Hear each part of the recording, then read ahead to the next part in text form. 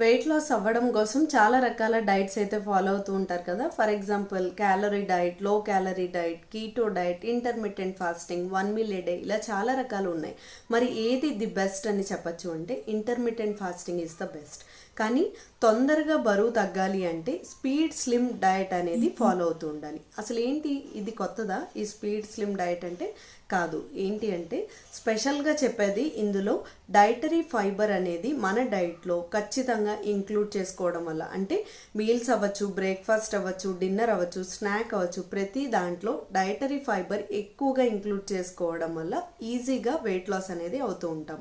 For example oats కానీ, barley కానీ, కూరగాయలు కానీ చాలా ఎక్కువగా తీసుకుంటూ ఉండాలి. ఒక మీల్ వచ్చేసరికి అందులో 1 కప్ మాత్రమే రైస్, అది బ్రౌన్ రైస్ కానీ లేదా బాస్మతి రైస్ కానీ తీసుకోవచ్చు. దీంతో కూరగాయలు, కర్డ్ ఇంక్లూడ్ చేసుకుంటూ ఉండాలి. ఇలా కనుక చేస్తే ఖచ్చితంగా